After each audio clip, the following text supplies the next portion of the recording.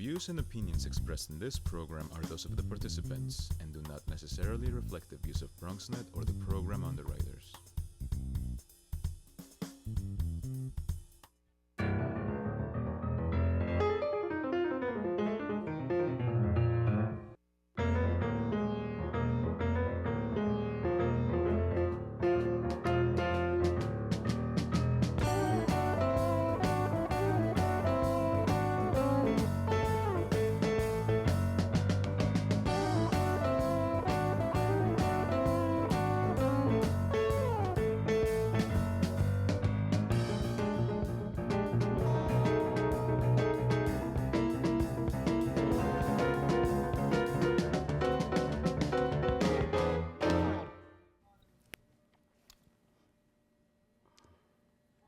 Good evening and welcome to Bronx Talk. Tonight's guest recently hosted Mayor DeBlasio in a town hall meeting in his city council district, and we'll find out what the, at times, embattled mayor was asked and what he answered to Bronxites. We'll also get Councilman Andy King's thoughts on a Trump presidency and what that might mean for his Northeast Bronx constituents.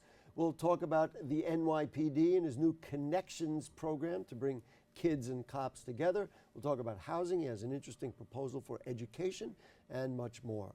If you have questions or comments about anything you hear on our program, send an email to us at BronxTalk@BronxNet.org or post it on our Facebook page, and we'll read it on the air during a future edition of our program. For the here and now, he is the council member from the 12th District that includes the Bronx neighborhoods of Edenwald, Corp City, Wakefield, Gun Hill, and Baychester. He knows those like he knows the back of his hand. Councilmember Andy King, welcome back to the program. Good to see you, Gary. Happy holidays to you and the family and the entire crew here at BronxNet. That's it, and to our friends and neighbors in the Bronx. So let's start with Mayor DeBlasio, who came to your community. You had a town hall meeting. How did it come about? Did you call him? Did he call you? And then what happened at that meeting? Well, over the past year and a half, the mayor has been hosting, putting together a number of town halls around the city in an effort to get in front of constituencies around the city of New York. So last Monday on the 21st, I hosted one with him, and we were able to sit in front of hundreds of community District 12 residents. I'm glad. I always say that people pay attention to people who participate. Well, we participate in the 12th District, and over 600 people came out to listen to the conversation, got their questions asked and answered. If they weren't answered, they would defer to the many commissioners that were there and other staffers from the mayor's office, which I was grateful. You know, a lot of people got their questions answered, whether it was small business or whether it was senior concerns or whether it was housing. NYCHA, was a lot of questions from NYCHA. Chola Olate, if I said it right, the commission of NYCHA had our hands full with questions, as well as a number of young people asked a number of questions in regards to education, his vision on providing a more clear future that will allow them to grow, mentorship programs, funding for jobs. So it was a spirited conversation with him and the youth. And matter of fact, one of the young people had asked a question in regards to music and arts being removed from the schools. Wow. What was his plan? Because her school was, her music program was taken away. So after she finished, the room erupted out of all the questions that were asked. This 14-year-old got the most applause to her question. And the interesting thing was, you know, the mayor took the bull by the horns, answered the question, but more importantly, called the deputy education chancellor to come up and answer the question. And she did a wonderful job at identifying the student's school and said by next week, you will have music back in your school. Wow. Because it was unacceptable for them to take the music programs out of her school. That sounds like a wonderful reaction. Of course, people who are watching will say, well, wait a minute, I would like it in my school. Come on, let's go and do that. What were answers, or were you, let's put it this way, were you satisfied with a lot of the answers? Listen, everybody, I don't want to say everybody, but many people have housing problems. I know you did a session with Assembly Speaker Carl Hasty on avoiding eviction. So let's start with housing. Were you happy with the answers? You think your constituents were happy with answers about housing? Like, what did you hear that we could sink our teeth into? Well, I believe that the residents of the 12 were able to say, okay, he gets it. In some cases, not really understanding that the 12th district is a homeowners district. It's not necessarily a whole, it's not a renters plus. You can go to parts of the Bronx, you go to parts of New York City where you have tenement buildings, nice developments all across, and that fills up the land space. But up in the North Bronx between Councilman Cohen and my district, which borders on each other, we're filled with a lot of homes. So there's a different conversation that always has to happen when you have a homeowners district as opposed to generally 75% of renters district. And I think he learned that from some of the questions that were asked in regards to, particularly one I recall a young man asking about sidewalk repair, that the homeowner is responsible if a city tree uproots a sidewalk repair. And the gentleman said he had got information from 311 and they came on, did an assessment and said the city was responsible and that they were waiting, he's still waiting for a response of what they had to do because he was getting billed. They wanted to bill him at first. So when the mayor responded and said, yes, okay, well, he called Ms. Park's person, said, come on over, we'll handle it, we'll deal with it, we'll be responsible. So I said to the mayor, I said, well, thank you, because that's the answer we need up here, because so many people's houses and sidewalks have been uprooted and the city has been trying to charge the homeowner to repay for a city tree messing up the sidewalk. So now you got a precedence for it, and the mayor of the city of New York established what his perception is, and you can now move that, I guess, to other constituents with that sort of a problem. Well, we'll find out. The story continues. I have a piece of legislation that addresses that says that the city will be responsible for any sidewalk repair if a city tree uproots it. Of course, the mayor's response to me, you got money to pay for it. But at the end of the day, we'll figure out how do we make sure that the household homeowner is protected. His poll numbers are down. There was an article even today in the New York Daily News about all the people who might run. He's projected in many media, whether it be the newspapers or even on TV, and I use the word embattled. You presented it as that people were receptive to it. What's your perception of the mayor? Would you recommend whether Scott Stringer or our own borough president wants to run? How do you view his political future here in New York? I say this, the power of incumbency is strong. And while the mayor might have a disapproval rating in the minuses, when election time comes, people sometimes have short memory. Unless there's a strong campaign against an incumbent, a lot of times the incumbent gets back in. And I don't want to jump off track, but I said to someone, and my wife, I said, listen, Hillary Clinton is going to lose if there is I'm just saying what it is. If there's a white man's campaign for Hillary not to get in office, Hillary's not going to get in office, i.e. FBI comes out with, we're going to bring up her emails 2 weeks just before the election, and that just killed her. that was among the many issues. Listen, so you're saying the incumbency, and then listen, if I can interpret, then even advice coming not necessarily from you, but if I can interpret it for the borough president, proceed with caution. For example, if you would like to be the mayor, you'd like to run, be aware, even if he looks like the word that I used was embattled, maybe incumbency is going to really take hold. It's hard for. It is hard for a politician to take out a politician. Mm-hmm. And this time and day and age, Hillary was looked at the politician and Trump was looked at something, the alternative. Something different. So it's hard to do that.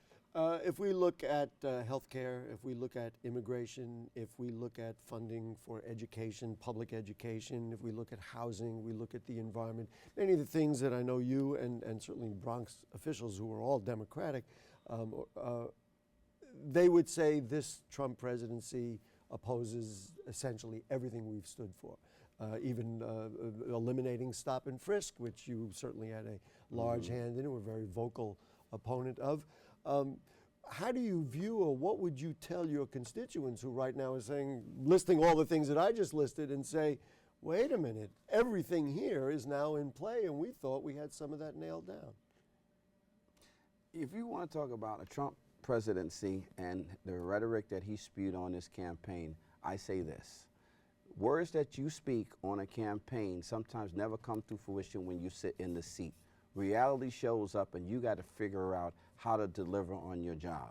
And the things that you said that spurred emotions to get a vote sometimes doesn't help you manage the seat that you're in. In my district, I say this, and people talked about, well, you know, there's hate crimes that was happening. It's going to be my next question. People were saying some nasty things, people doing some dumb things. I represent a community of color, and I keep it real. Communities of color have always gone through hate crimes, have all gone through bigotry, gone through prejudice, gone through racism, gone through oppression, and we're still going through it. I think just because it came out right now that not the wealthy or in wealthy American across in Idaho or North Dakota feel like now it's affecting me. Now I got to come out and say something, and it's a problem. The same rhetoric that Trump's been spewing, it's always existed in America. It didn't go anywhere because the calendar dates changed. Maybe it's a little louder, and maybe it has added some embodiment to it. You know, I have to add an aside. Many people saw the Saturday Night Live after the election. I don't know if you did, with Dave Chappelle and Chris Rock. Watching a group of white folks watching the election returns, and they were saying essentially what you're saying. Oh, you mean you're surprised that there's prejudice in America right now? Well, what do you tell, let's say, immigrants in your community who are concerned that their families could be broken up, that they could have one member or a child who, in fact, is an American by legal right, but now the rhetoric is that they might be deported or the family might be split up or Muslims could have a registry, and they come to you and say, Councilman, what am I going to do? How do you respond? I don't want to be insensitive, but I like to keep it real with people. And sometimes I say, don't believe all the hype. Okay, and I say that because he's becomes the president, and he's not a dictator. There's checks and balances in government, and he has to work with the Congress in a sense to get things done. So he just can't go in and wave a magic wand, and all of a sudden things change around. And if some of the negative things that move through Washington, then we still have to look at the other elected officials that are in Washington that we send, since we're in New York. With the Congress members that and the U.S. senators that we sent to Washington to represent the people in New York got to do their jobs. They can't let them get away with any of that stuff if that is the case. Now, he has backtracked on some of the things that he talked about on his campaign. Why? Because reality set in on him of what he really can do and really what he can't do. And I say to people, listen, as much as we may not have liked some of the things he might have said, I look at two things. He's the president now. How do we figure out how to hold him accountable, and hold him accountable once he gets it and starts putting out his platform, putting it on paper? Everything, we're just speculating, we're guessing, we're running around on the emotions until he lays out his policy on education, he lays out his policy on healthcare. He's already retracted. He knows he can't get rid of the Affordable Care Act. Whatever his policy on economic policy, whatever his foreign policy, let's see what it is. Now we can have a real conversation on assessing what's what's been put out. Other than that, we just giving opinion. And you know what opinions, everyone got one, but it doesn't. Do you think, and I do want to get to some local issues, but do you think in a way that this is kind of the right's chance to show what they can do? They have the opportunity now, and I think President Obama said it. Are you ready to make America, if you can make America a better place, then of course we would all support that. And so do you almost view it like, well, this is like last chance, can you do it? If not, we will have a movement so strong in the other direction that will ultimately, recapture, I guess, the imagination of America. He will make America great again. Whatever that is supposed to mean, in my brain, only thing I can say is that there were some conservative issues in America that got flipped upside down. So what he's saying that I want to go back to some of those conservative issues that put America on the map, that had America on the road. Every ideal that hits us in government might support one group or one idea, but not necessarily means it's the best for the masses. But I say that I think he's going to go in and continue to talk to President Obama, which he told President of the Republic, I will be calling you for your support and your advice, because he's still a businessman. He's not the politician. He's a businessman. So I'm looking at Trump to go in and be who Trump is, because we knew who he was before he got there. But more importantly, for New York, I say every New Yorker, don't forget, Donald Trump is from New York. You'd like to think he knows who we are. Let's talk a little bit about New York. You have a program that you're real proud of. That's I think starting next Monday. It's called Connections. Right. Let's talk about kids and cops. What are you doing? What are the issues you want to address, and how are you going to put that together? Well, 11 years ago, in the Bronx Youth Empowerment Program, the youth program that I started, my wife and I, one of the things that we brought out of that was a place called Connections, connecting youth with NYPD to bridge the gap to improve police and youth relationships. And what we do, we bring the officers into a classroom setting, an intimate classroom setting, to give the children an opportunity to ask real questions of NYPD. Grade school, middle school, high school? We go from middle school to high school. Reason we select those ages is because that's where things go wrong. The testosterone kicks in the males, the girls are going someplace else, but we want them to understand you still have to respect authority. But then we still want the officers on the street who are interacting with our teens to respect our teens and understand that they are of us. You can't come into a neighborhood and just think that you can just police people, especially when your car says courtesy, professionalism, and respect. Well, where is it every day when you meet into a 13-year-old who might have some challenges? Well, what Connections does is to bridge the Maliks, bridge the Sarahs, bridge Officer Johnson, you know, and what we're doing, we're having inspectors. We're having an inspector of the 447th Precinct. We have detectives of the Commissioner's Community Affairs Bureau coming in. We have a number of officers from the NCO program, numbers of officers from the 447th Precinct. So kids get to meet them outside of just being on the street. On the street, yeah. And how often will you do it? I mean, you're going to, like, once a week, or once a month, or you will run special events? How's it going to work? We're looking to do, we do it once a month. This is the first one we're doing for the school season. We do it once a month, and they'll get to meet different officers and get to learn different police techniques. So this one is their introduction to officers. They'll get to meet the shields, see the uniform. You know, you never know, you might get inspired to save your community by becoming a police officer. Inspire them to be a police officer. Don't complain about it. If you want to fix something, the best way to fix something is be on the inside and help them, not throwing rocks from the outside. So we're looking to build relationships. And I will say to you, Gary, every young person who's gone through Connections for the last 10 years has a better relationship with NYPD than those students that we currently deal with who haven't been in the room.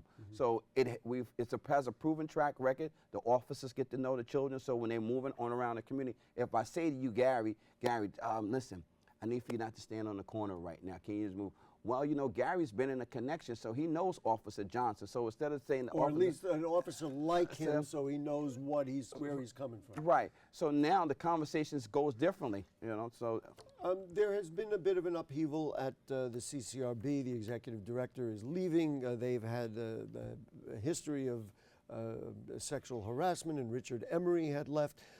Is the CCRB losing kind of its grip on fixing and overseeing the relationship between kids and cops? Do we need another look at it? I know a little while back the city council talked about having a chief investigator. Do we need to go in that direction, or do you think the CCRB is still a viable organization and a place for people to turn if they have the kinds of issues that you're trying to forestall? An agency is only, or an organization or a department or a board is only effective when they deliver results. If you're not delivering any results, then you are ineffective. That means we need to do away with an entity and find an entity or create one that works. Not everyone, when it comes to holding police officers accountable, wants to get on board. They'll fluff it. They'll do all the things that sound good. We'll give a report. Then the same people that did the report gives it to the people who's going to hold them accountable. Really? How about giving the people who are creating the reports the power to do the same discipline of the violation that happens in the report? Once you do it and you give it back to law enforcement to do okay, all right. One of the things that you are well noted for, and folks who are watching can see it very clearly, you dress in colors, you are very dapper. You and I joke all the time. Yes. I mean, I wore black today because I knew he was going to come in bright colors. But interesting to me that you have a bill now in the city council so that young people will wear uniforms in school. I was thinking, gee, that's kind of a conflict. Here's a guy who's the most individual dresser in the city council, and yet he wants young people to be uniform when they go to school. Talk to me about why you want to do that. This is my uniform. So my bill is designed, and this bill came out of not just me saying, oh, what legislation can I come up with today? I work with children in schools, and after talking with principals, teachers, parents, and students, the #1 distraction in the school buildings is apparel, because people, Really? yeah, apparel, the distraction, because I'm worrying about, do I got the right 22s on? You know, how my True Religion jeans, you know, is my belt buckle right? Am I sagging right? All these things they're worrying about, as opposed to, how do I understand the fractions? How do I know where to put a semicolon? How do I learn about the history of the civil rights movement, or what was really going on with Napoleon? You know, all these conversations need to happen, but they don't, because people get bullied because of what they can't afford or what they're wearing. Or And if I can interject, it typecasts them with their friends because they're dressed, so people don't get to see the kind of personality they are. Go ahead, I'm sorry. Yeah, it's okay, because you know, you do away with the cliques, you do away with the bullying. The parents don't have to worry about what you got to wear today, and you don't even have to worry about what you got to wear today. I've heard people say to me, quote unquote, the liberals, progressive, who think that you should give a 13-year-old the choice of freedom for everything. Not. As a parent, you'll understand, not. But you cannot tell a child you can't tell the difference what a child is wearing if everyone is wearing the same thing. You wouldn't know whether or not I'm wearing this same shirt for 3 days, but you know what? If we're all in uniform, you can say we're not. The cost of a pair of Michael Jordan sneakers, kids pay $200 for a pair of sneakers. You're gonna tell me I could take that same $200, buy me 5 khaki pants and four shirts, and all I'm asking is uniformity. You don't have to go out and spend a whole lot of money, but parents spend money every fall for back-to-school outfits. I'm saying, let's get some uniformity, so we foster school pride, we foster camaraderie, and we do away with all the things that hurt children in their development. You know, you kind of hinted at what my follow-up question was going to be, and that is the cost of these things. Now, I understand there are young people and there are families who will spend a lot on sneakers, and on balance, you would wonder what their priorities are. On the other hand, we did a show last week about homelessness and about poverty in the Bronx, and a large percentage of young people are in the shelter system and moving around. Does this kind of thing put an extra burden on them when, listen, they're not coming in with $200 sneakers, they're coming in however they can get dressed. Thank goodness they get to school, and we really hope that they get to school and do well. Are we now putting or would we be putting a larger burden on those families who really don't have much to go on to begin with? I say no, because again, you still have to shop for your kids. See, people are funny, because people say they don't have no money, they don't have any money, but then they will spend their money on which makes you question, if you don't have any money, how do you buy that, as opposed to being frugal and buying the thing that makes more sense. So I don't think it puts a burden. I think it helps, because now that child that's in the shelter system doesn't get cracked on. Jokes don't get cracked on because they wore the same outfit for the past 3 days because they can't afford to change their clothes. But if everyone's wearing the same outfit, you will never know if it's the same outfit he had on Monday he's wearing on Friday. You're basically taking the issue off the table, is what you're saying. Hey. What about your colleagues in the council? Well, you got good feedback on it? Do you have some resistance? I've gotten a few mixed, because they don't really understand. And well, maybe now they will. They get to see it on BronxTalk. Interesting. We just had the hearing on the uniform last week, and yeah, you brought some kids in. I don't know if we have pictures of that, but you brought some kids in. Well, students came to testify, and the #1 issue that kept coming out of the students' mouths was being bullied.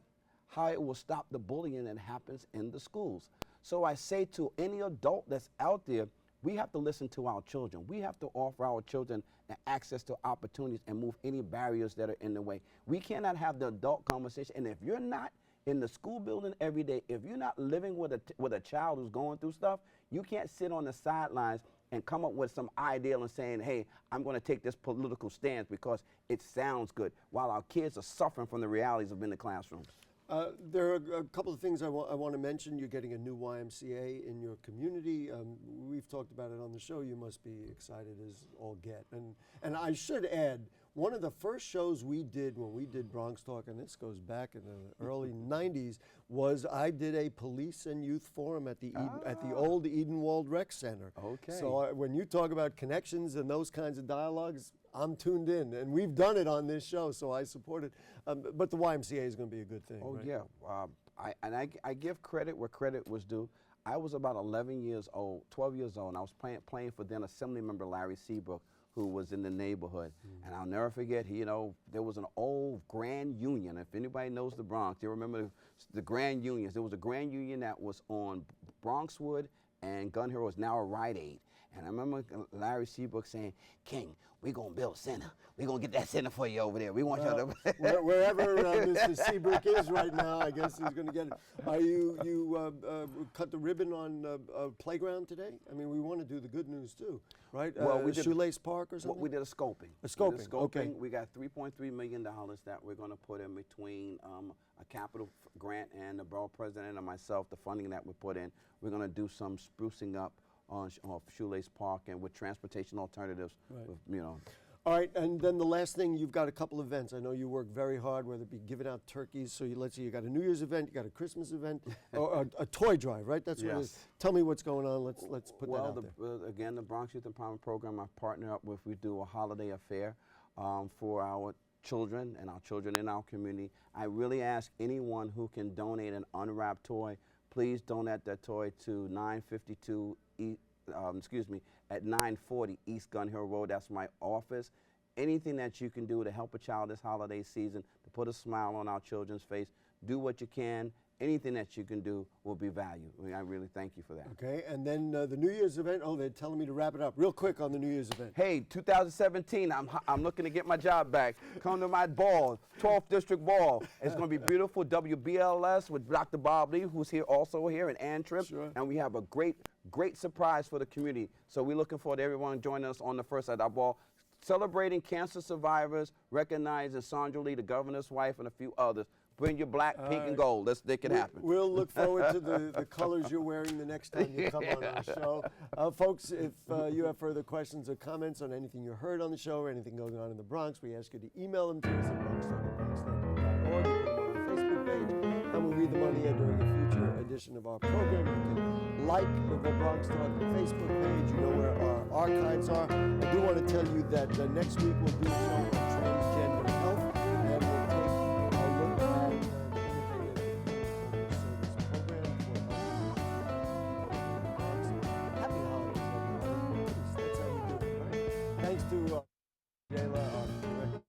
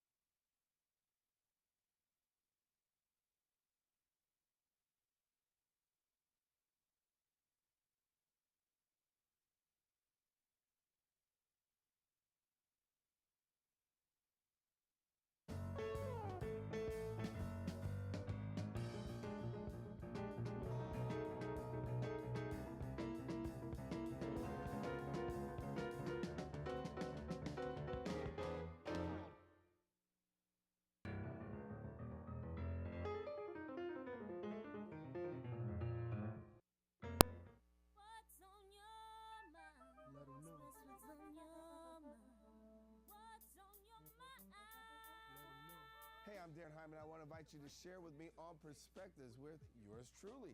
Guess what? What do? We share perspectives. We find out about stuff with politics, news, current events, and the things that really make a difference in your life. Perspectives with yours truly, Darren Hyman.